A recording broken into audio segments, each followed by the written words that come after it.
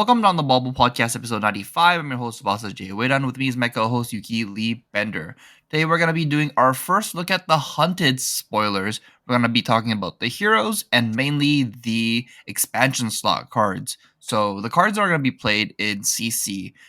We don't have enough of all the cards yet. Like, we don't even have the weapons spoiled yet. So, we're not going to be framing anything in the limited mindset. But mostly for the constructed, because that's where most of the expansion slot cards will be played. But before we do that, how was your week, Yuki?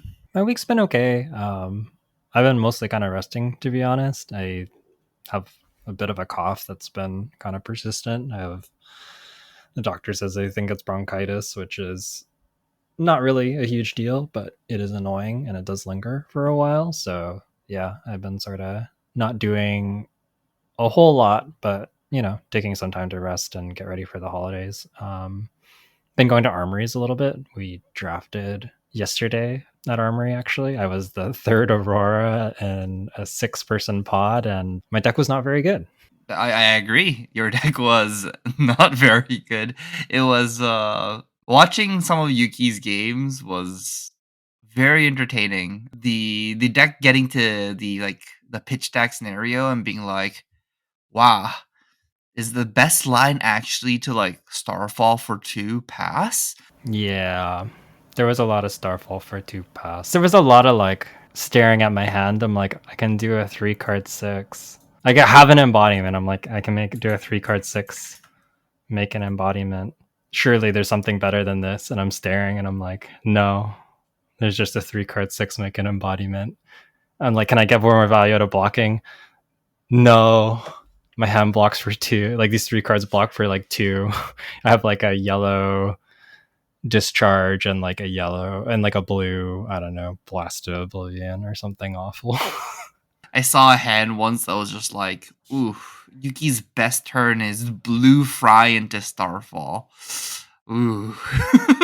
I also had a cracked bauble in my deck that I drew way too many times because one of my games went to super late game fatigue in the Aurora mirror, and I ended up drawing that bauble like 3 or 4 times or something, and I was like, holy, get this out of my hand. There was multiple spots too where I was like, oh, this is a blue, I can go Starfall, hand behind the pen, the 2 for 6, I think that's what it's called. But because it's a yellow, it's just so bad. It was not good. I was actually in the same draft pod, and my Verdance deck was pretty good, I thought.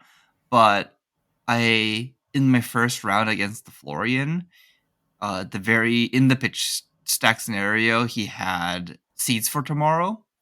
It covered up my what is the surge go to the bottom of the deck called again? Perennial Aether Bloom, yeah. So the Aether Bloom got covered up for 5, and that card is so good. I didn't realize that card just prevented the next 5 damage. So you can't even go oh, in response I'll do 1 damage to negate the card essentially. So yeah, I just ended up decking out because they don't have enough. I do not have enough arcane damage to beat a Fertile Ground into a Seeds for Tomorrow. Yeah, that makes a lot of sense. Yeah, Seeds for Tomorrow is really good, especially into the wizards, but just also kind of insane in general. It covering up breakpoints is really good. I played a game as Aurora where I tried to burn up Shock and they had Seeds, and I was just like, oh, it's so over. They cover my Starfall for 2, then they just block 3 on my 4 power, cover 1, they still have 2 prevention floating, and it's just oh. It felt like it was kind of unfair. They obviously also had Well Grounded, and yeah, 2 red perennial Aether Blooms was not enough. Yeah, but it was fun to get out, play some casual armories, and just enjoy drafting, enjoy playing Flesh and Blood. But yeah, that's kind of been my week. How has your week been, Jay? Other than the draft, I don't think I went to any other armories. I didn't even go to any skirmishes this season. Did you go to any skirmishes this season? No. I was planning to go to Living Legend, and then I sort of was I thought that it was on the Saturday, but it was on the Sunday. Sorry, no, I thought it was on the Sunday, but it was on the Saturday, and I didn't realize until Friday night, and I was like, I don't have a Living Legend deck built. Huh. And then I thought about, do I want to build a Living Legend deck to go play my skirmish? And I think if it was like a little bit earlier, I might have, but given the timing, I did not. That's fair. That's fair. I had to go play some poker tournament, so I ended up doing that instead. So yeah, no, I missed the skirmish this season as well. Yeah, I wonder who won our local one. I actually don't know. I heard that the Living Legend one didn't fire actually, which is unfortunate. I feel a little bit bad, but also I think that there was like not very many people that turned out at all. So I don't know if it would have fired anyways. I think that like maybe the timing was just a little bit rough with it being right around the holidays. Yeah, I think there's also an issue with Living Legend format of I think a lot of people just don't have decks ready, at least locally, right? Like there's like no reason for any of us to make a Living Legend deck in our local. So like even if there's like one event for Living Legend, it's actually quite a bit of an effort to like put together a Living Legend deck. Like these decks aren't that cheap either. Yeah, that's definitely true. And it's interesting because like the first Living Legend skirmish, we actually had a pretty decent turnout. I think we had like 8 to 10 people, and it was actually quite a lot of fun. But yeah, for whatever reason, this one was a lot lower turnout. It seems like there was quite a few Living Legend skirmishes that did fire, though. We saw a lot of results, and it looked like there was a lot of Starvo, Zen, Viscerai, which is kind of along the lines of what we saw at the Calling. Yeah, the Calling in Chicago. And do you want to talk quickly about Chicago?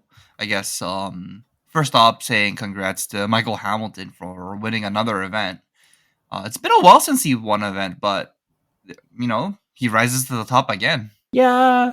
And it's like, it's been a while since he won, but he did just top 8 worlds in Osaka as well. So, yeah. Yeah, his name's been popping up here and there, but he hasn't won an event recently, right? I think he was at Portland and lost his winning in to Michael Fang, who won the event. And they were both on Enigma and played the 80 card mirror. So, like, yeah.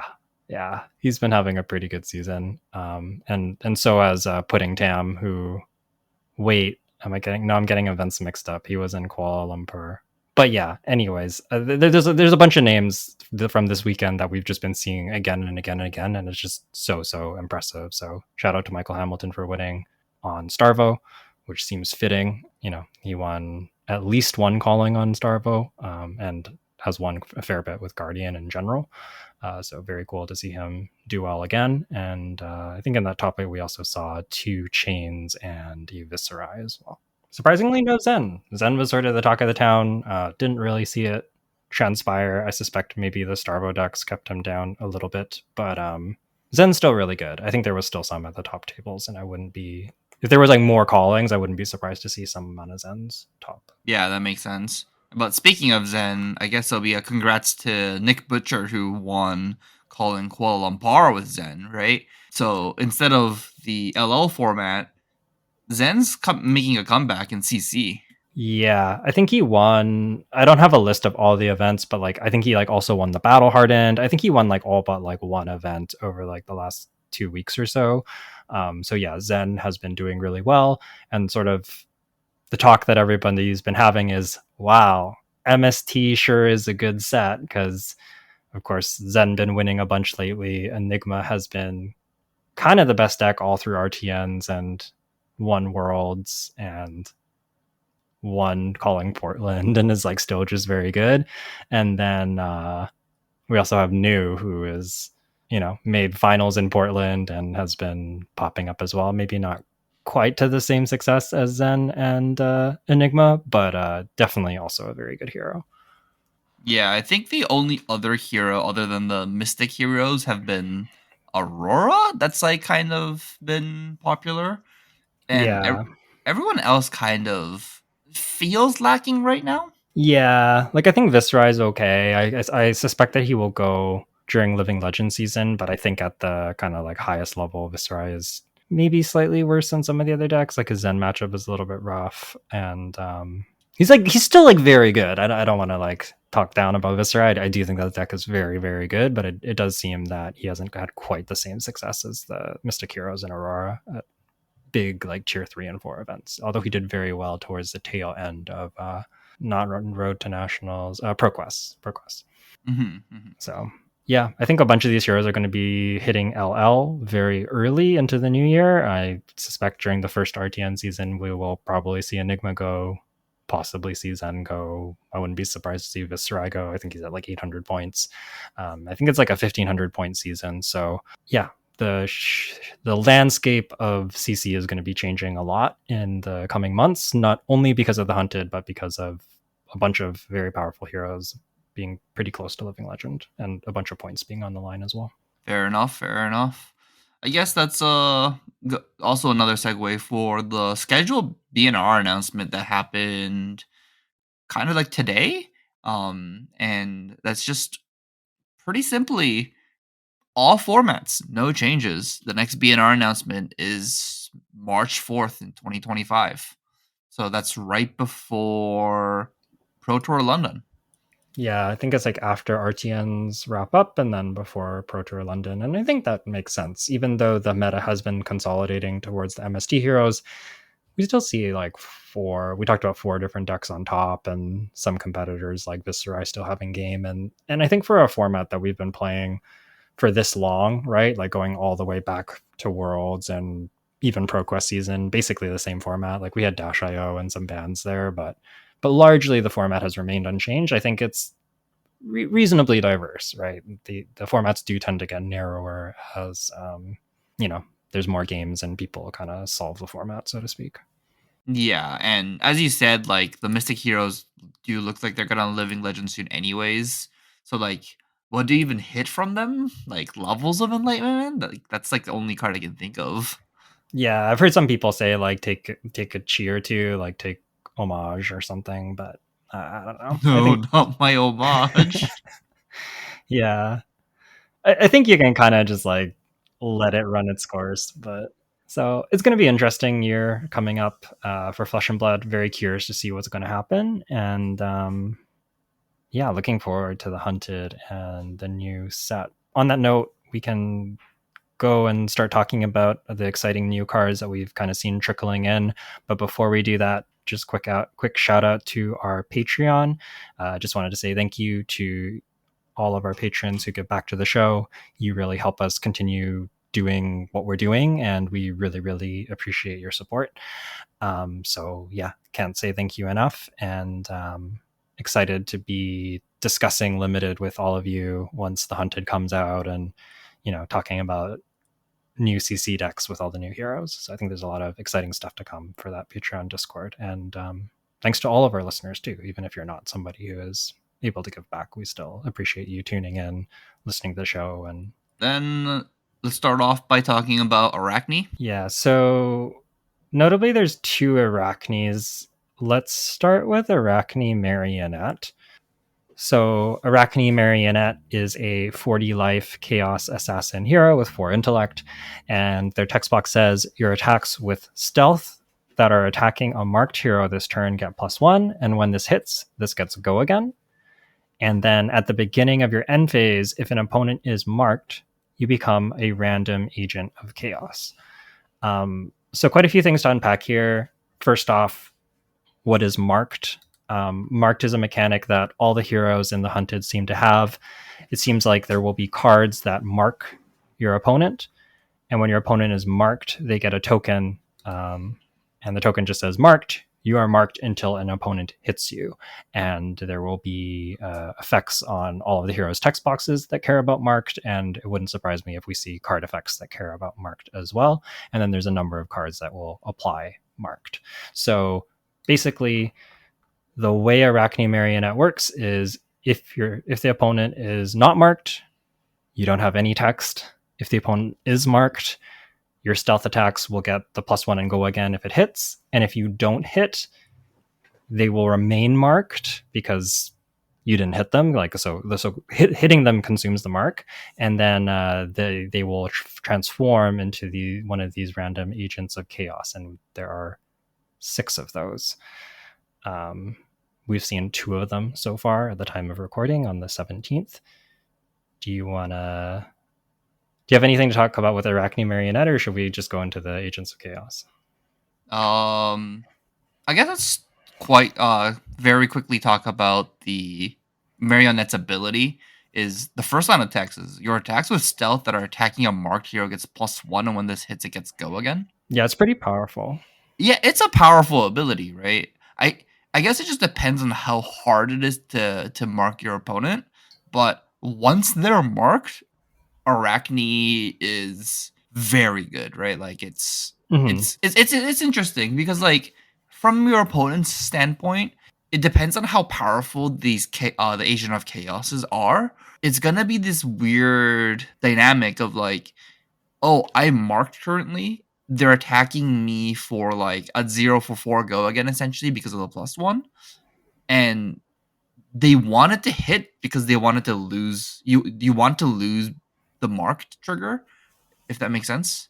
But then if you do, then they can continue their turn and they get go again on their stealth card. So it's gonna be a really interesting dynamic of like this might be an awful hero to play against if marking your opponent is gonna be easy. Yeah, I agree that I think this top line of text is just on its own is really powerful. The on hit go again is like your Black Tech Whispers activation, which you do get the one block out of the equipment, but having that just on the hero every time they're marked as like a default thing for your stealth cards is really good. And I think that the +1's pretty relevant too. It lets you play cards like Red Infect all of a sudden becomes really nasty. You come in for 4 and threaten a Blood Rot and go again if it hits, and then if they try to block it, you're still an assassin that has attack reactions. So I do think that this top line of text is pretty strong, like even regardless of the Agents of Chaos. And it'll be very interesting to see how easy it is to mark heroes in the set. But it does seem like all the heroes care about marked, like all of their text boxes reference it. So I suspect that we will be seeing a fair bit of marked. I think in limited, it will be probably a big part of the set. And then in constructed, I'm curious to see if it's like on an equipment or something repeatable, or if it's going to be like you play like a few majestics that have marked, or I don't know. I could see it playing like a number of different ways, and it just it kind of depends on the card pool. Yeah, that makes sense. Okay, yeah. And other than that, we can start talking about the Agent of Chaos. Let's start with the number 1. This is looks like one of the most powerful ones. I hope this is the most powerful one, honestly, because if it's better than this card, it's kind of messed up. And the first one's called Arachne Black Widow. This card looks gorgeous as a majestic, not a majestic, Marvel. as the Marvel. Yeah, its ability is once per turn attack reaction. Discard an assassin card. Target assassin attack gets +3 power. If it has stealth, it gets when this hits a hero, they banish a card from their hand. You turn any assassin card into a pummel that targets stealth cards. Yeah. Oh, and then I guess the last line of text is important too. It says at the beginning of your end phase, return to the brood, which means to revert to your base hero.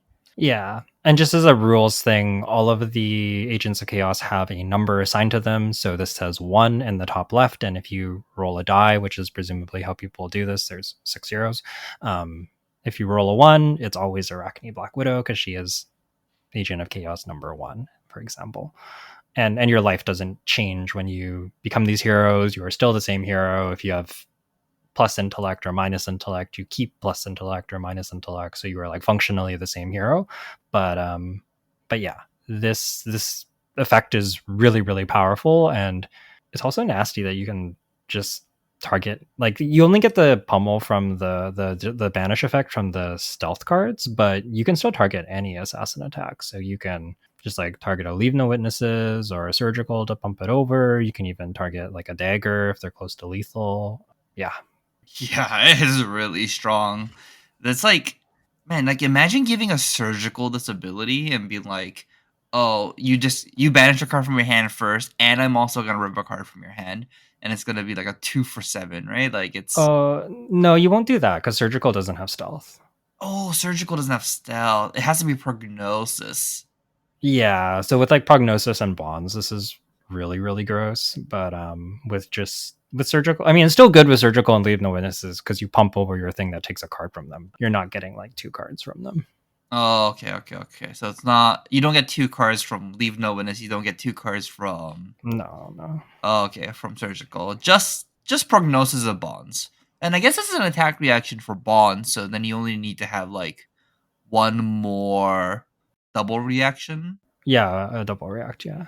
Oh, that's gross. This early game Arachne Black Widow is gonna be the grossest agent of chaos to turn into. At least we only have two spoiled so far, but if there's anything better than this card, oh my god, I don't want to be playing against Arachne ever. Yeah, it definitely seems quite powerful. Let's move on to Arachne Tarantula, who's another Agent of Chaos. This is Agent of Chaos 5. Arachne Tarantula says, whenever a dagger you own hits a hero, they lose one life. This will work with Flick Knives, and has a once per turn attack reaction. Discard an Assassin card. Target dagger gets +3 attack.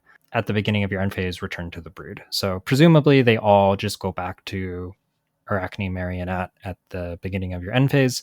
So you are only these heroes for one turn. I think that overall, like especially in the early game, this is not as powerful, right? Like your daggers are not that efficient. Giving them +1 so that they are 2 for 2 go again with the on hit is like pretty good, but it's still one power that they can potentially block out. And the attack reaction only working on your daggers is much weaker than working on any assassin attack. So yeah, overall, I think this card is quite a bit weaker, but I do think in endgame scenarios, this is pretty terrifying. Like if your opponent is at 5, the dagger plus a discard is 4 damage, plus they lose a life is 5 damage. Even honestly, like 7, like if you have Flick Knives, what we just talked about is 5, Flick Knives is 2 more damage. Yeah, I think that this is going to give a lot of reach in the very late game stages. And yeah, when your opponent's like single digits, Arachne Tarantula is like probably pretty nasty to play against. But I think in the early game, it's kind of not the most impactful. Yeah, I agree with that. I think the play line that's going to be popular with Tarantula is if you turn into Tarantula very early in the game at like 30-ish life, it might just be correct to full block. So you turn into Tarantula at the end of your turn. So then you draw up. It's your opponent's turn. I think you just end up full blocking a lot and not doing anything with this Tarantula. Then it'll be your turn. You pass. You turn back to the marionette. You get a full hand. Your opponent's still marked. You kind of do nothing again, and then you try and turn into a different Agent of Chaos. Might be like a play line that's gonna be kind of good, right? Because then you can like try and roll into a different Agent of Chaos that's like better in the early game, and then you don't have to because like as long as you don't hit your opponent's gonna be marked, right? So like you don't have to get rid of the mark for that long. Yeah, that's a good point. I could also see you doing a play like CNC, Leave No Witnesses, any of the standard disruptive assassin attacks where you can kind of put yourself and your opponent in a spot where it's like, do you want to let this hit and then I like rip your hand apart or take a card from you? Or do you want to block it out and then I stay marked going back into Marionette and then I'm going to have be threatening the goal again and the Agent of Chaos again on the next turn. Yeah, so I agree that you probably don't want to just like swing a dagger pass or like play a blue stealth card pass, unless it's like prognosis and you have just a neck or something. But yeah, you don't really want to just like attack for 1 when they have the mark. That's a really good point. That's all of the Agent of Chaos that we have spoiled so far. I guess do you want to quickly talk about the assassin cards that are spoiled so far? Yeah, we can talk about them and how they relate to Arachne Marionette. So I guess I should say that this is the same hero that will play in limited. They'll have 20 life. It's called Arachne Web of Deceit. Exact same mechanics. These tokens do not take space in your deck, so they are not like part of your 80 card sideboard, and you do have to play all of them. You can't just be like, I only have Black Widow. um, Oh, I would only be playing Black Widow if that was the I case. think a lot of people would only be playing Black Widow if you were allowed to do that, but that is not a legal thing. So yeah. So our first card is Tarantula Toxin. It is a 0 cost red assassin attack reaction that blocks for 3. And it says choose one or both. Target dagger attack gets +3 power, or target card defending an attack with stealth gets -3 defense this turn. So it can either pump a dagger or it can shred, which is quite powerful. And there's some speculation of like, does the dagger have stealth since you can choose both modes? It's like kind of interesting because like I'm just trying to think about the applications for like choosing both modes for this card. I guess you can potentially shred like a piece of equipment on a previous chain link to blow it up and then give a dagger +3, but it's interesting that it has like the choose one or both. It seems like a bit surprising for this card. Yeah, that is. It just might be a modal thing though, because like as you said, like shredding a piece of equipment earlier in a chain might be like its main is the main reason why it has both. But like because otherwise this is a 0 for 6, right? Like that's sounds almost too good. But like only if that was the case, it'd like only be on your dagger and only if they're blocking it. And then your dagger usually hits for 1, so it's like not really a 0 for 6. Like even if they, If you're Arachne Tarantula, it's true. and like your opponent blocks out because like they think that you're gonna use the tarantula activation, and then you just like tarantula toxin them instead. Oh, tarantula toxin for tarantula. Oh, that makes so much sense. Yeah, it does make sense. I think even the art here looks kind of like Arachne tarantula, so I think that is the reference here. Yeah, it does seem pretty nasty in conjunction with that, and I think this card's just like really strong in general. Shred is sort of like a classic assassin attack reaction, and this is one weaker than Shred and a bit more restrictive, having to target stealth. But being able, one of the big problems with stealth is like sometimes people are just like, I'm not going to block. Oops. One of the big problems. Okay. One of the big problems with Shred is that sometimes your opponent just goes, I'm not going to block the assassin player because like I don't want to deal with all your tricks, and then you just have a Shred rot in your arsenal. But being able to target a dagger so that you can always clear it for something like Codex of Frailty is actually really, really huge. So I think this card is really, really strong and probably going to see a fair bit of play, at the very least in Arachne and probably Uzuri. New I have some more questions about because you have like Venomous Bite, Hiss, Siren's Call, but yeah, seems like a very good pickup for Arachne and Uzuri. Yeah, that makes sense. That makes sense. Did you want to talk about the commons here? I guess we can talk about really quickly. The first cards in the set that was spoiled was some of these red stealth cards. They have contract, and it says your contract to hit a marked hero named specific hero, and whenever you do, you draw a card. This looks like it's seeded for limited, and it's only good against that specific named hero, which is either Fang or Syndra. So not that exciting for CC purposes, right? Yeah, unless you really just want like a silver bullet, but even then, it's like it's good, but I don't know if it's like so much better than like Art of Desire Body or something. Yeah, that's true. Very true. Okay, so that's all of the Assassin main set cards that's been spoiled so far. You want to talk about Syndra next? Before we do that, let's also talk about there is actually one more assassin in this set that is not part of limited but will be legal for CC, and that's Arachne Slip Through the Cracks. I believe you get this just as a promo for playing CC, and this is also a Chaos Assassin hero with 38 life, and it says the first stealth attack each turn gets go again. So on its face, this is Arachne solitary confinement as a adult hero, but the effect is symmetric. So if you are playing against another assassin hero, their first stealth attack also gets go again, which is really scary. Which is really scary. I think this hero is like really sweet, and I want to like this hero. But man, playing as another assassin and just like giving them go again every time and starting at less life and not having another hero power sounds like you do get to build your deck around it. So presumably you're like probably a little better at using it. But like, I don't know. I don't really want to play against a new who just gets like free go again on their Bonds of Agony. Yeah, or their prognosis. Yeah. Yeah. Like now they don't have to Mistblade you. Ugh. Oh, actually, no, it's even worse because then if New activates the Chi and you have blue stealth cards in your deck, Yeah, it's then you're just giving your own blue stealth cards and you're banished to go again. Oh, that sounds terrible. Yeah. It's sort of interesting because I do think that like if you don't evaluate the mirror, this is like a very strong hero ability. I think like Arachne Solitary Confinement we saw do pretty well in Blitz, and that hero is just like pretty good. Like it turns out that when you can just like lead with a bonds or a prognosis and just it has go again, like this is really strong. So yeah, it's interesting. I'm curious to see where this hero will land. Maybe might depend how popular the other assassins are. Yeah, yeah, yeah, most definitely because it's symmetric. I feel like it's a good design in a sense of like it's kind of self-checking, right? Like it's if this card becomes too powerful, then the all the other assassins are just like natural counters to it. So I think it's a good thing that it's like designed this way. Yeah, it's hard for this to ever like truly take over the format because presumably it's unfavored into the other assassins. So okay.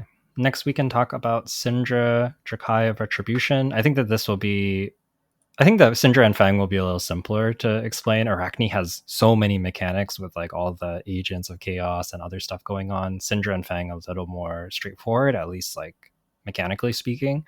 So Syndra, 40 life, Royal Draconic Ninja Hero. So both Royal and Draconic are talents. And her text box says whenever you hit a marked hero, create a fealty token. And she has a once per turn instant, pay 3 resources, equip up to 2 Draconic daggers from your graveyard. And this ability costs 1 less to activate for each Draconic chain link you control. So her hero ability doing kind of reminiscent of Phi, right? Where you have the 3 cost return a Phoenix Flame and it gets cheaper for each Draconic Chainlink, except in this case, you're returning the daggers. Has very obvious synergy with Flick Knives, but I wouldn't be surprised if we see other cards. In fact, there are some spoiled cards that allow her to throw her daggers, but even on its face, like Syndra's text box with Flick Knives is pretty scary because the way that Mask of Momentum works is if you try to block a chain link and then she Flick Knives on that chain link still counts as having hit. And that doesn't mean that you'll draw the card off of Mask of Momentum, but it means that that you don't reset it. So if you go like 2 attacks, on the 3rd attack they block, and then you Flick Knives, you have 3 attacks in a row, and your like 4th attack will threaten Mask again. So they essentially have to block out like 2 attacks to block out Mask every turn against Syndra, which is pretty strong. Yeah, that sounds very strong. And that's like without knowing any cards in the set. I guess before we move on more, what's a fealty token? Yeah, so this is a token that both of the royal heroes, so Fang and Syndra, both have access to. Fealty is a draconic token. It is an aura, and it has an ability that is instant. It says, destroy this. The next card you play this turn is draconic. And at the beginning of your end phase, if you haven't created a fealty token or played a draconic card this turn, destroy this. So yeah, you can essentially turn other attacks into draconic. Why might you want to do that? We'll see some examples very soon. Like besides giving Syndra chain links, like obviously that is like a base use case, but there are other payoffs for it as well. And then you do need to do some work to keep these around, either by creating a fealty token, which so far seems to be through her text box, or you can play a draconic card to keep it around. Then do you want to talk about the Majestics that are spoiled for Syndra so far? Sure. So we have Blood Runs Deep. This is a 2 cost, 2 power, 3 block Draconic Ninja action attack. It says this costs 1 less to play for each Draconic Chainlink you control. And when this attacks a hero, each dagger you control deals 1 damage to them. If damage is dealt this way, the dagger has hit. Destroy the daggers.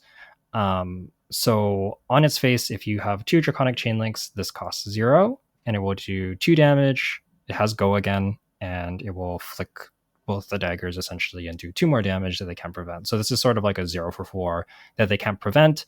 And you can then activate Syndra to get your daggers back, because this is also a Draconic card. So if you're playing this for 0, you have 3 Draconic Chainlinks. So Blood Run Deep seems like a pretty staple card for Syndra. Hard to imagine her not wanting to play this. 0 for 4 is really good, especially when it's like so hard to block, where you have 2 that is literally unblockable, then you have a 2 power left over that, like, you think about like Starfall, you never really want to commit a card to Starfall, but it still might threaten mask. But then if you block this, the mask trigger's still alive. It's pretty strong.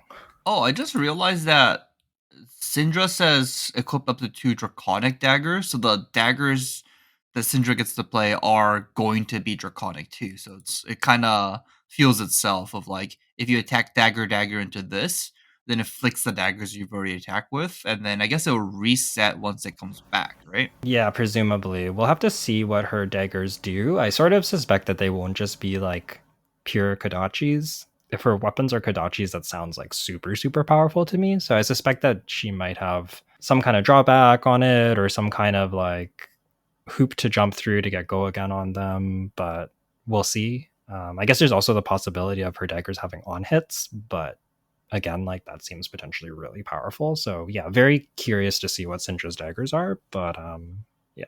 Yeah, it's hard to believe they're gonna make a Draconic Kodachi because Fi will get to abuse the Kodachis if it was a Draconic Kodachi. Yeah, it's just really, really strong. And yeah, I think just like if you're automatically getting to go like Kodachi, get Syndra's ability down to 1, you do like anything, you can flick knives, get your daggers back. Like that sounds really, really powerful actually. And yeah, I kind of suspect it'll be worse than that, but who knows? We haven't seen the daggers. We'll have to see. Do you know a card that I'm gonna expect to be in this set is gonna be Hurl? Yeah, I agree. This is like the Oops All Daggers set, so Hurl would make a lot of sense. Yeah, good reprint too. Maybe a downshift, common downshift. It's possible. And let's talk about the next Ninja Majestic. It's called Art of the Dragon Blood. This is a 0 cost for 3 block, power 4, and it says when this attacks, if it's a Draconic, it gets go again. And the next 3 Draconic cards you play this turn cost 1 less to play, and it's a ninja action. So this card itself isn't a Draconic. So how do we turn this into a Draconic card? Fealty token is presumably the main way to do it. So if Syndra marks a hero and then you hit, you get a fealty token. It should be pretty easy to hit with Syndra because flick knives counts as hitting. So yeah, once you mark, it's very easy to get that fealty token, and then you can turn this on. At its baseline, it's a 0 for 4 with go again that blocks 3 if you can turn it on, which is already pretty strong. And I think that getting 3 resources out of this is probably reasonably difficult, but I think that even if you get like 1 or 2, it's going to feel really, really powerful. And if you have multiple fealty tokens, you can potentially reduce other cards that are not Draconic. Like you could reduce CNC to be like a 1 cost if you crack a fealty token for it. It would cost you 2 fealties, 1 for Art of Dragon Blood, 1 for Command and Conquer, but it does seem really powerful. So yeah, I'm curious to see how free these marked are going to be, because the marked effects do seem like pretty strong in both Syndra and Arachne so far. I guess this says the next 3 Draconic cards you play this turn. So this includes... Oh, no, this does not include your daggers. It has to be cards you play. Okay. Never mind. I guess you want to just briefly mention the rare ninja cards then? Yeah, I think they're all pretty good. So yeah, we can touch on them. Sure. Then first one is Art of the Dragon Claw. This is just a ninja attack action that blocks for 3 and attacks for 5. It is a 1 cost, and it says when this attacks, if it's Draconic, it gets... When this hits a hero, destroy all cards in their arsenal. You get a Command and Conquer on hit if it's Draconic, which again, pretty big payoff for fealty token. If it's Draconic, it will also get reduced by Art of Dragon Blood, so you can potentially play this as a 0 cost, which is also really, really powerful. So yeah, really nice fealty payoff and just super, super good effect. I don't know. 1 for 5 stat line is already like super CC playable, so especially when it blocks 3, and yeah, the upside on this is pretty massive. Yeah, it is really massive. And all it requires is a fealty token too, so it's not too hard to turn it on. Yeah, presumably. A lot of it kind of depends on like how easy it is to mark your opponent, but once you mark your opponent, getting the fealty is pretty trivial. So yeah, pretty curious to see how difficult it is to mark opponents. We also have 2 more that also have the 1 for 5 block 3 stat line. So we have Art of Dragon Fire. This one says when this attacks, if it's Draconic, deal 2 damage to any target. So this is kind of like a Valiant Thrust, a 1 for 7. The 2 damage can't really be prevented. It can be prevented, but like you can't block it. It's not arcane.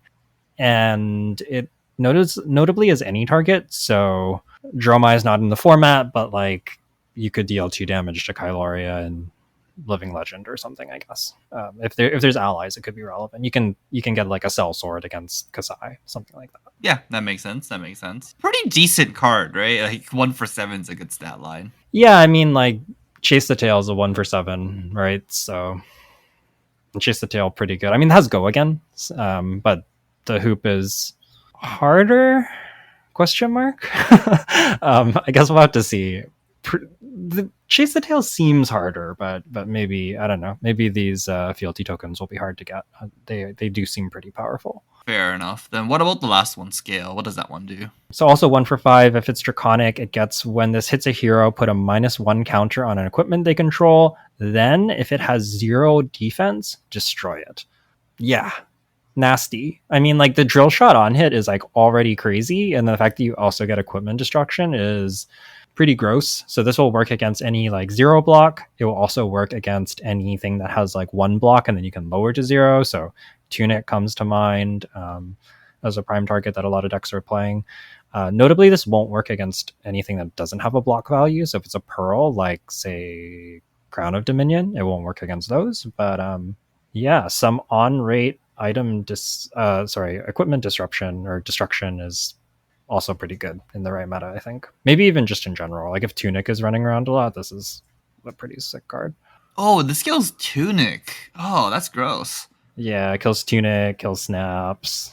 Not that Snaps has played so much. Kills Valiant Dynamos. Oh, that's gross. Yeah. I think all of these Art of the Dragons are like really, really, really powerful. I also think that they might feel like pretty big blowouts in limited, especially the 1 for 7. Like having a 1 for 7 played against you in limited is not fair. Doesn't Draconic Ninja already have a card that turns your next attack into Draconic anyways without the fealty token? They do. So I was going to bring that up. There is Brand with Cinderclaw, which is just a head jab that makes your next attack Draconic. So I think at the baseline, you can play potentially 9 Brand with Cinderclaw. I think that the reds and the blues are going to be probably pretty close to auto includes, given how powerful these payoffs are. And I assume that we will probably have like at least one good Majestic Mark card or something like that. Yeah, that makes sense. That makes a lot of sense. Honestly, I think Syndra looks really powerful to me. Like I kind of we need to see our daggers, we need to see more of our card pool, but like even just what we have from like Flick Knives and the Draconic Ninja cards and like Spreading Flames being a card that she can play pretty easily, presumably if her daggers have Go again.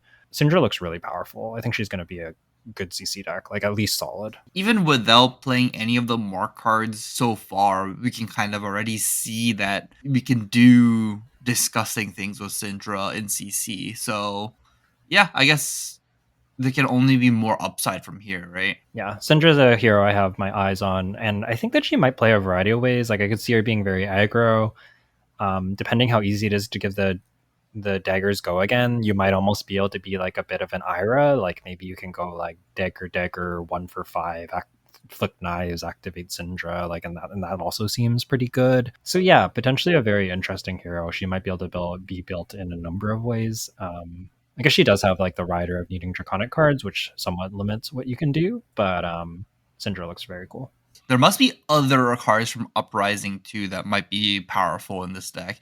Like you can still play cards like what is it? 0 for 5 Lava Burst.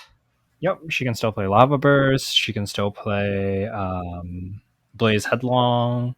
Yeah, those are already good cards. So yeah, pretty excited for Syndra. Yeah, honestly, me too. I think Syndra looks very cool. You want to go into Fang? Yeah, let's talk about Fang. So Fang is Drakai of Blades.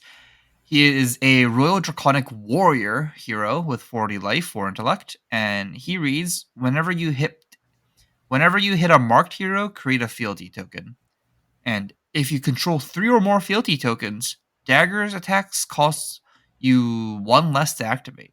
So I guess we don't know the cost on his daggers. We also don't have his weapons, but presumably it will probably make his daggers free, which kind of reminds me a little bit of Kasai, but he will be doing daggers instead of swords. But yeah, pretty interesting. And having that potentially as a like thing that sticks around, just like your daggers are kind of free for the rest of the game ish. Like you still have to either make another fealty token or play a draconic card, but presumably it won't be that hard to do that. And yeah, seems like if you can get there, it could be pretty strong. A big question is going to be like, how quickly can you get these 3 fealty tokens? Yes, man, playing against the Assassin's gonna feel awful in CC. Why is that? I've had turns where I got to rip like all 4 cards from my opponent as like new, but like Fang just being having to be like looking at a Bonds of Agony, looking at the 4 cards in hand, and being like, I don't think I can block this, will be quite awful for him. That's true. I guess it depends. Like if you have like a 0 cost draconic attack reaction or something that in your arsenal, you're just like kind of set. Oh man, you can get Bonds of Agony, give it go again, leave Note Witness. You can get ripped all 5 cards. Yeah, if you can literally get all 5 cards, it probably is a pretty big blowout for Fang. I'm assuming assuming that Fang still is playing some generics. Ooh, I'm kind of doubting Fang already from a CC standpoint. Yeah, I think this is a hero that has the most to prove to me. He does get to play Valiant Dynamos, which we've seen to be a pretty powerful piece of equipment, but we've also seen it to be kind of like outmoded. Like Jakaya is not the way that Flesh and Blood's being played right now. I think with Enigma leaving, that will give the Warriors more space to be better. But yeah, there's still just like a lot of raw numbers. We'll see if much comes into change this. There is some things already in the set that indicates that might be different. So we'll have to see. It kind of depends on the rest of the cards. But unlike Syndra, where I was like pretty sold on this hero right away, Fang, I was like, gotta wait and see more. I'm not convinced just yet. But it's still really early as well. I guess let's talk about some of his majestics that we got so far then. So the first card will be Long Whisker Loyalty. This is a 0-cost Draconic Warrior attack reaction that blocks for 3 at red. This card reads, for each Draconic chainlink you control, choose one. The first bullet, target dagger attack gets +2. Second ability is you may attack with target dagger an additional time this turn. The third ability is the next time target dagger hits a hero this turn, mark them. First time we've seen a card that actually marks something. Yeah, seems like a pretty good one. Like if you're able to give like +2 and mark something for 0 cost, which doesn't seem too hard because like presumably his daggers are draconic, so you go like dagger, second dagger gets +2, you mark them. Seems pretty good. If you can like somehow weave in another attack, you can also swing an additional time, so then it's kind of like a 0 for 3, assuming the daggers do 1 go again, which sort of suspect they will, but we'll see. Yeah, so this card seems pretty good. It seems like it kind of does everything that he wants. I find it hard to imagine that a Fang Dex will not be playing 3 of this card. Yeah, I definitely will be playing 3 of these. I think what's interesting is like the Long Whisker. If you get all 3 modes on one of your daggers, it's basically +4, which is pretty good. No, it's just the dagger attack. It's not the dagger. Oh, it doesn't actually get the +2 for the next dagger hit. Yeah. Oh, that's less okay. It's less good. Less good. But what is good though is that because the dagger will now mark them, that kind of fuels your fealty tokens for just to turn on Fangs. Mm-hmm. Yeah, it also can keep the fealty tokens around. Like you can just, if your daggers swing for 0, you can Long Whisker Loyalty as a 0-cost Draconic attack reaction, keep your fealties around. Yeah, it just seems really solid. Okay. The next card is Jagged Edge. This is a warrior attack reaction majestic, 1-cost, block 3, target weapon attack gets +3, and the damage this would deal can't be prevented. Presumably here is a bit of Enigma hate, probably is better than the Dory spec that is all of yellow, 1 for +1, but I don't know that this is actually solving the Enigma matchup. Like it probably helps. You probably play this as long as Enigma's around, but like I don't know if Warrior is beating Enigma anyways. Honestly, this card's like not very exciting to me. That's fair. This seems pretty good against Enigma though. It's like it is, but I think that she just like ultimately like won't build up that much ward against you, right? Like she'll just like have a little bit of ward, which like maybe helps, like because that's kind of what you want her to do, and maybe you can like poke at her with your dual wielding weapons and make her block and try to fatigue her. But I don't know. It's definitely good. It's okay. It's okay. Not exciting. Nah, yeah, nothing much to talk about. The next card is exciting, I think. Provoke. It is a blue one cost warrior attack reaction that blocks for 3. It says if you're attacking with a weapon this chain link, the defending hero reveals a card from their hand. If it's an action card, add it to this chain link as a defending card. Otherwise, they discard it. So sort of like a weird like pulse wave harpoon-ish effect where you don't care about chain links. So yeah, it's like kind of like a one cost Winter's Bite. If they have an action, they do get the block value out of it. But this is a blue block 3, and it does happen at reaction speed.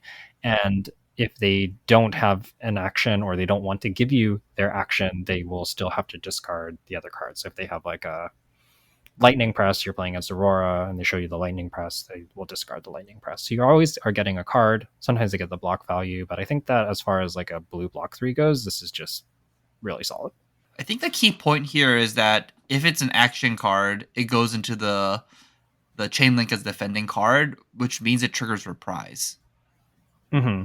That's the main part about this card that's kind of insane, right? It's like if your opponent is a deck that plays mainly actions, it's a one cost blue warrior attack reaction that kind of forces your opponent to trigger reprise. Yeah, I think it could be very cool in Dory, where like decks sometimes want to overblock against Dory. Then if you can like provoke them, make them block with an extra card when they're already overblocking, then like Twinning Blade or something, it's pretty nasty. The warrior mix-ups after the set comes out is gonna be gross, mostly for Dory. I don't want to play against Dory. Like at least the first couple of weeks, I'm just like not gonna be used to it. Somebody's gonna be like playing Dory and they're gonna provoke me and I'm gonna lose. I already know. It's gonna be awful. Yeah, agreed. But yeah, Warriors kind of needed good blues, and I think this is a very good blue that's going to see play probably in all the Warriors. Yeah, hard to imagine not to play this card. Next up, we have a cycle, flurry stance, agility stance, and power stance. They are all warrior action auras that block for 3. The red one is called flurry stance. It has go again, and it says at the start of your turn, destroy this. Then you may attack with a dagger. With each dagger, you control an additional time this turn. Agility stance is the same thing, but at the start of your turn, your daggers get go again for the turn, and then power stance is the same thing, but your daggers get +1 for the turn.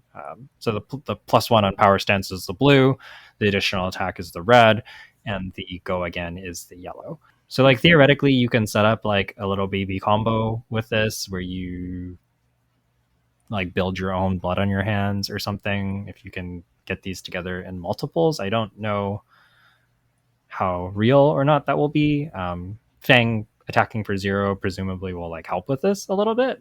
Yeah, I don't know. I suspect that the blue one is like probably pretty good because it's a blue block 3, and yeah, it kind of depends how good his daggers are, I think. Yeah.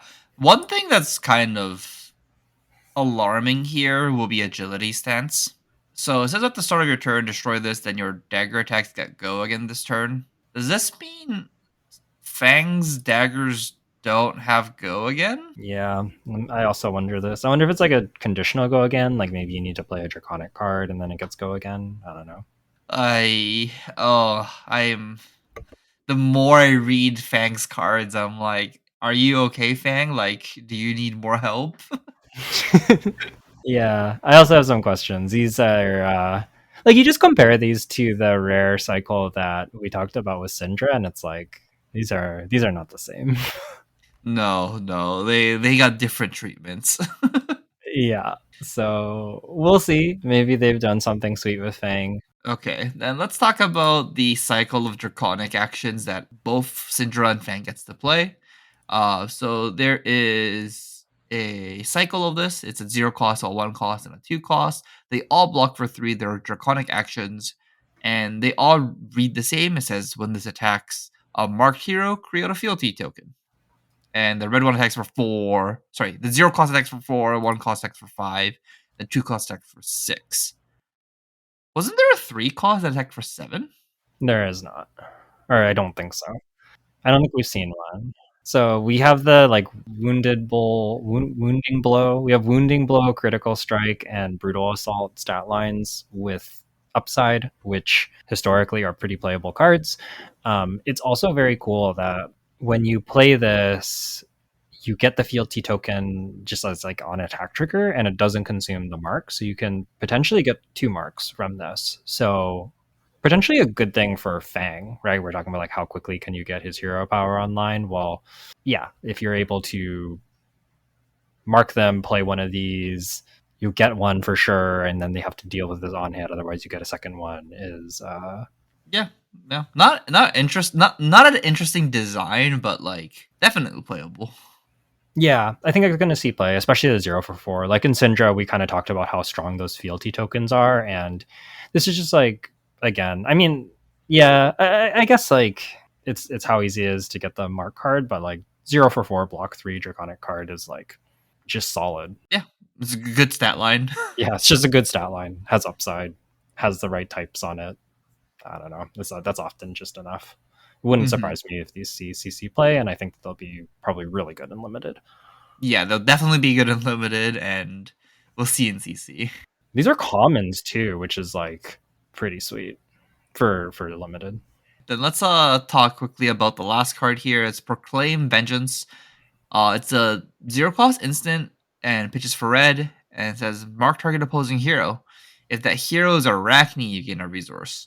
Really, really hope that we have better ways to mark than this. Is like all that I can say, because this is. We did say that the mark is like pretty powerful. Even if you're always getting the resource, though, I don't know if it's like marking and getting a resource doesn't seem like a good deal based on what we've seen. Really? I think this is fine. If you always get a resource, I think it's pretty okay. It's like okay, but it's not great. Yeah, Like I think yeah. you're like hoping your deck like doesn't have to play many of these. Oh, imagine if like every Draconic hero had to play like 3 or 4 copies of Proclaim. But like I feel like if that's the case, like you just play Syndra and you just like ignore the marked mechanic. Yeah, yeah, I think I agree. Right? Like that's like kind of what I'm getting at. So I'm hoping that we're gonna see better ways. This does not seem like a very good way to mark, but who knows? Who knows? We'll see. There are lots of cards to come. I guess one note to say is obviously we don't have nowhere close to the full set, but at least for now, all the cards that's been spoiled so far, they all block for 3. Yeah, that is a really good point. Huh. Yeah, that's a new design space that we've seen. If because like the ninja cards are blocking for 3 this time, and usually the warriors do, but like Yeah, these aren't the ninja cards that have go again, aside from the majestics. So there is that. I kind of suspect that the like natural go again ninja cards, which I'm assuming there will be in this set, probably block for 2. But yeah, a lot of them do block for 3, which is interesting. okay, and I guess we have one more card. It's a common Lalo. This is a generic defense reaction in the set. It's a yellow pitch 0 cost 3 block defense reaction, and this card has this awesome line of text. It says, "If you are marked, you can't play this." And then the second line of text is, "If the attacking hero is marked, their next attack gets -1." So this is just a yellow 4 block if they're marked, but has a huge downside of if you're marked, you literally can't play this card. Pretty interesting. I don't know if I want this in my deck. I also don't know. I'm assuming that this only comes in yellow I would assume so too. because I don't think that they want to print another 0 for 4 D react, especially not one that can be a 0 for 5. But yeah, in limited, it's going to be really interesting. I guess it comes down to like how often are you going to be marked. D react might be pretty premium though because warrior and assassin presumably have attack reactions, and ninja sometimes also does. So yeah, I don't know. Yeah, we'll have to see how the format plays out. We'll know after the what is that called? Prog, the pre-release, whatever. World premiere, yeah, yeah. We'll have a better idea soon. I guess we would just leave the expansion slot cards until next time. Maybe we talk about next week if we want to. Maybe we're currently planning on talking about year-end stuff next week. Just like a year wrap-up video. So maybe we end up talking about the expansion slot cards next week. We'll definitely talk about the other Agent of Chaos next week, right? Yeah, I think at the very least we'll talk about those. I could see us touching on the expansion slot cards as well. We'll have to see. We'll have to do our planning for that episode and see how long it's going to be. But I think if time permitting, we'll touch on these expansion slot cards because I guess spoiler. I think for the most part they're pretty good. I think they're all at least like somewhat playable, and some of them are quite good. So Mm-hmm. And rules changes coming too, right? yeah, that's true. With retrace the past, so yeah, definitely some stuff to dig into. But I think we will leave it here since we have covered quite a few cards, and Okay, sounds good. Then you wanna just wrap us up then, Yuki? yeah. So, as always, thanks for listening. We appreciate you tuning in. If you want to get in touch with us, you can do so on social media. Jay is at UedaJ over on Twitter. I'm at Yukili Bender, and we have an email on thebobble@gmail.com. If you'd like to submit questions to the show, you can message us on our Patreon Discord that is available to all patrons.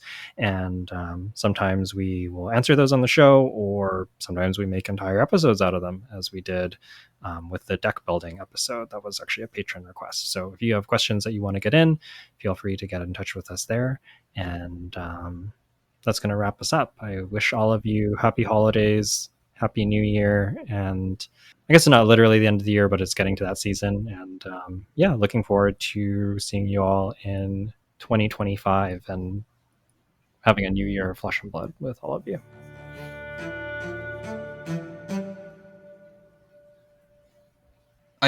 Just started watching Dan. Oh, yeah. How is that? I watched one episode, and that episode seemed crazy. I think my initial take on this show is it's it's pretty good, but I don't know if it's not gonna be like an all time high. I think this is just gonna be like a good show, like overall. That if you like watching like really artsy show, it's a really good show. But I think the story is kind of it's okay. It's a lot of like why did this happen? Question mark. But like other than that, it's a lot of like it's like super interestingly animated. I think is the best way of saying it. Yeah, I can agree with that. The animation does seem very cool from what I've seen. How many episodes in are you now? I am on episode 9 right now. I was watching that until right before we recorded. Gotcha. Okay, so yeah, quite a bit further than me. Yeah, it's a show that is on my radar. I think I will end up watching it, but I haven't yet. Would you recommend it? Yeah, I think Dan is at least from this season is one of the best shows. This season is kind of lacking, I think, in just like generically good shows, and I think Dan is one of the best shows this season, and I think it's kind of like easily recommendable to like kind of anyone, even if you typically don't watch anime. It's like a entertaining watch for sure. Yeah, that makes sense. I feel like there's like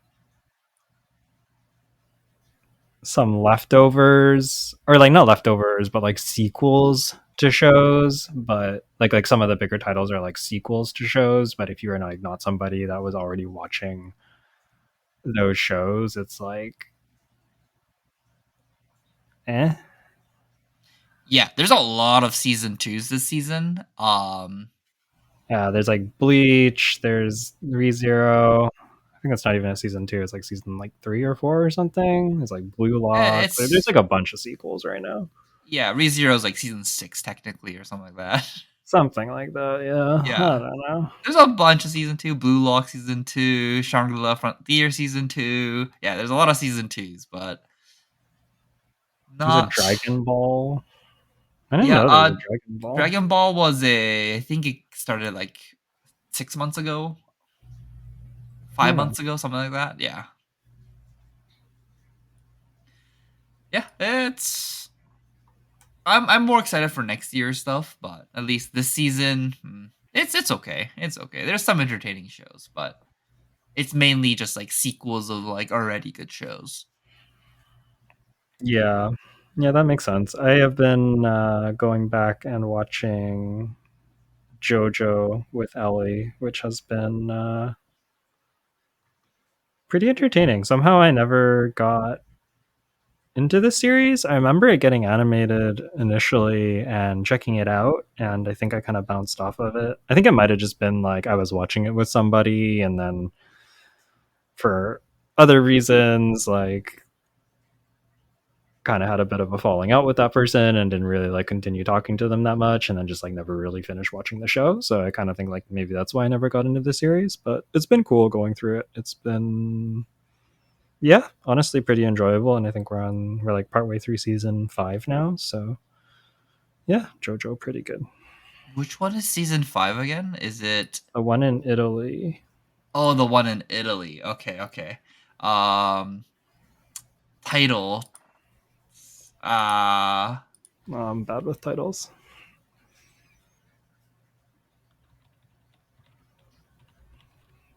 The protagonist's name is Giorno, but I don't know yeah, what the I title is. I don't know I don't know the JoJo title, the series. It's called Golden Wind. There we go. Yeah, Golden Wind. Yeah, the name of Yeah. his stand. Yeah, it's Golden Wind, and then I actually only watched up to season 5 so far.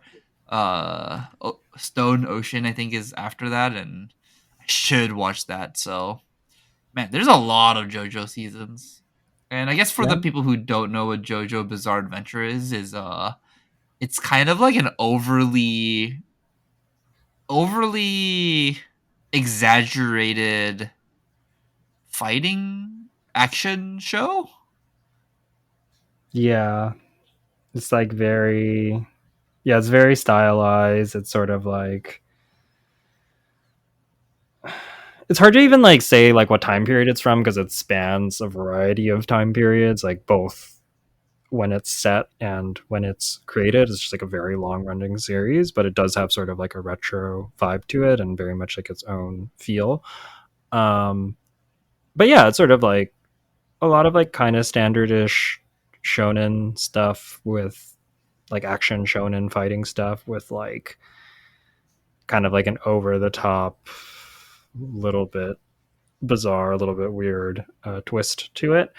One of the things I enjoy about the show is that the pacing just seems like universally pretty good. Some of the longer seasons do drag like a tiny bit, but all in all, like it doesn't do, I guess like shows have kind of moved away from this, but you don't just like have these like seasons or like 10 episode arcs where there's just like nothing happening. It's sort of like all like stuff is happening and it's interesting, and even like the big confrontations with the villains are usually kind of wrapped up in like 3 to 4 episodes and feel like they have like enough time to shine, but they don't like overstay their welcome. And that's something that I've kind of liked about the show, is it just kind of keeps moving along. Yeah, that's fair. That's fair. I think I do like JoJo. It's just like so many memes come from JoJo. It's so Yeah. good. Oh, Yeah, so many memes. That's very true. yeah. That show is like specifically made to make more memes too, which is the best part about it. The creators are just like they know what they're doing when they animate some of the stuff. Yeah, yeah. It is pretty over the top. It's a lot of fun. If you haven't checked it out and you are looking for a show and you kind of like actiony shows, I think it's a good one to check out. It's a classic as well. Yes, and don't take the show too seriously. Yeah, that is some good advice. I think that might have also been some of my problem, is like this is so dumb, but like it's like it kind of like knows it's dumb. Like it's like kind of like campy, right? Like it's kind of over the top, and that's like part of its charm, I think. So I think if you can like accept it on those terms, it is actually very well done and very enjoyable. Yeah, love the JoJo poses. Yeah, Yeah, they're so good. Okay, and I guess we can wrap it up here. Yeah. Good night, everyone. Hey, good night, everyone.